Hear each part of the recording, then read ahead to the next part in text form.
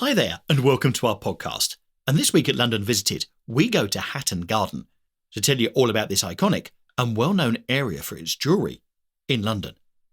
My name is Steve, and each week I'll bring to you the facts, history and information about different parts of this great capital. If you've been to London, are planning on visiting, live here, or just love London from afar, then this is the podcast for you. Don't forget to visit our YouTube channel, London Visited, to see videos covering this place and so many others across London. And now to this week's podcast. Hatton Garden is a street and quiet commercial zone in the Holborn district of London, abutting the narrow precipice of Saffron Hill, which then abuts the City of London. It takes its name from Sir Christopher Hatton, a favourite of Queen Elizabeth I, who established a mansion here and gained possession of a garden and orchard of Ely Place, the London seat of the Bishop of Ely. It remained in the Hatton family and was built up as a stylish residential development in the reign of King Charles II. For some decades, it often went outside of the main street by alternative name St Albans Holborn, after the local church, built in 1861. St Etheldred's Church in Ely Place, all that survives of the old Bishop's Palace, is one of only two remaining buildings in London dating back from the reign of Edward I, the 13th century.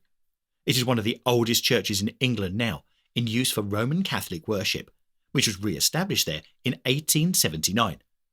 The red brick building, now known as Wren House, at the southeast corner of Hatton Garden and St Cross Street, was the Anglican church for the Hatton Garden development. It was taken over by the authorities of a charity school, and statues of a boy and girl in uniform were then added. Hatton Garden is famous as London's jewellery quarter and the centre of the diamond trade in the United Kingdom. This specialisation grew up in the early 19th century, spreading out from its more ancient centre in nearby Clerkenwell. Today, there are nearly 300 businesses here in the jewellery industry and over 55 shops, representing the largest cluster of jewellery retailers in the UK. The largest of these businesses was De Beers, an international family of companies which dominated the international diamond trade. Their headquarters were in an office and a warehouse complex just behind the main Hatton Garden shopping street. Sir Harry Maxim had a small factory at 57 Hatton Garden and, in 1881, invented and started to produce the Maxim gun, a prototype machine gun capable of firing 666 rounds a minute. Hatton Garden has an extensive underground infrastructure of vaults, tunnels, offices and workshops. The area is now home to many media, publishing and creative businesses.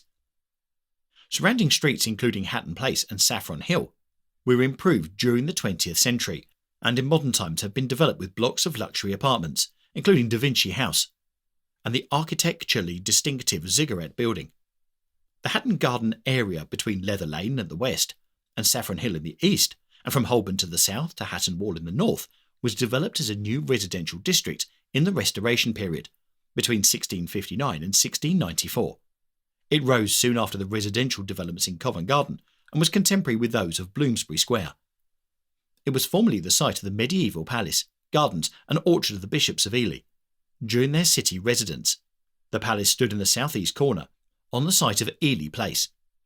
During the 1570s, Queen Elizabeth's Chancellor and favourite, Sir Christopher Hatton, held a lease of part of the site and developed Hatton House to the northwest of the palace.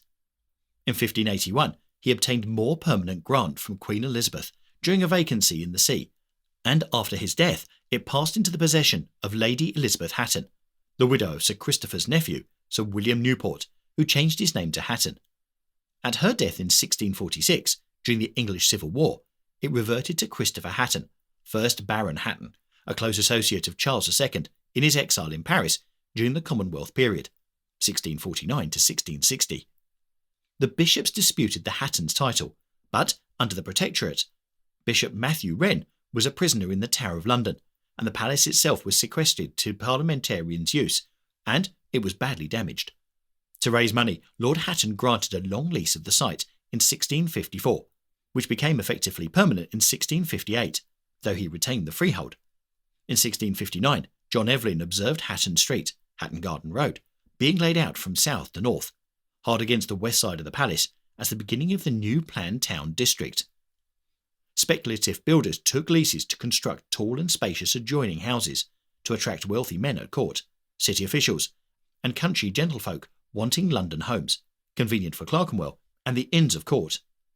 In this way, a varied but harmonious townscape, with attractive detail of porches and interior panelling, grew up on a rectangular grid of new streets. Charles's Street, at first called Cross Street, was laid west to east as a continuation of Greville Street, and the Bishop's Orchard, which the Hattons had laid out as a walled knot garden with a central fountain, lay north of that up to Hatton Wall. Hatton Street followed the line of its central path. By 1666, the year of the Great Fire, the development had advanced north to form two principal blocks up to the line of St Cross Street, then called Little Kirby Street. The remaining open land was used as a refuge by Londoners escaping the fire, which did not consume Hatton Garden. After Lord Hatton's death in 1670, the northern sector up to Hatton Wall was completed by 1694, in the time of his son Sir Christopher Hatton, 1st Viscount Hatton. Work on the Hatton Street Church, now Wren House, commenced in 1865. Great Kirby Street, parallel to Hatton Street on the east side, enclosed a central block with rear gardens backing, but in the northern sectors, Hat and Tun Yard on the east, and other small yards on the west, provided access to smaller dwellings and coach houses. In the southern sectors, King Head Yard was similarly enclosed to the west, and to the east, Bleeding Heart Yard was developed near the palace. A great robbery in Hatton Garden occurred in late December 1678, when 20 men turned up at the house of a wealthy gentleman, claiming to have a warrant to search the house for dangerous persons. After letting them in, the owner asked to see the search warrant, whereupon he was forced at gunpoint into an inner room and locked in while the intruders rifled through the house for its valuables. However, someone managed to escape and raise the alarm, and the thieves made a run for it. They were apprehended 2 days later while trying to dispose of the stolen property, which was recovered. George Brown, John Butler, Richard Mills, Christopher Brunker, and George Keenan were hanged at Tyburn for the offence on the 22nd of January, 1678. In 1685, the notorious informer and confidence trickster Thomas Dangerfield, who was being returned to prison after a public whipping, was killed in Hatton Garden after an altercation with a barrister called Robert Francis, who struck him in the eye with his cane. Rather to the surprise of the general public, who thought the killing was an accident, Francis was convicted of murder and hanged. In July 1993, thieves stole £7 million worth of gems belonging to the jewellers Graff Diamonds. This was London's biggest gem heist of modern times. In April 2015, an underground safe deposit facility in Hatton Garden area was burgled in the Hatton Garden safety deposit burglary. The total stolen may have had a value of up to £200 million, although court reports referred to £14 million. The theft was investigated by the Flying Squad, a branch of the Specialist Organised and Economic Crime Command within London's Metropolitan Police Service, leading to the arrests and convictions of 7 perpetrators. Michael Flanders and Donald Swain, humorists in their 1960s and 70s, celebrated Hatton Garden's connection with the jewellery trade with their song of a sewerage worker, Down Below. Hatton Garden is the spot, down below, where we likes to go a lot, down below. Since a bloke from Leather Lane dropped a diamond down the drain, we'll be going down there again, down below. In Ian Fleming's novel Diamonds Are Forever, James Bond visits the fictional House of Diamonds in Hatton Garden, where he meets the mysterious Rufus B. Say. So, I hope you've enjoyed our look at Hatton Garden. And it's interesting to see that great robberies took place many, many years ago and not just as recently as we know about. Whatever podcast service you use to listen to this, please do subscribe to get updates on new shows, and also please leave us some feedback. Please let me know any places you'd like us to feature in future podcasts. And you can let me know through our website, www.londonvisited.co.uk. You can email me directly on londonvisited@gmail.com, or you can contact us on Twitter and Instagram on @LondonVisited, or you can go through Facebook on @TheLondonVisited.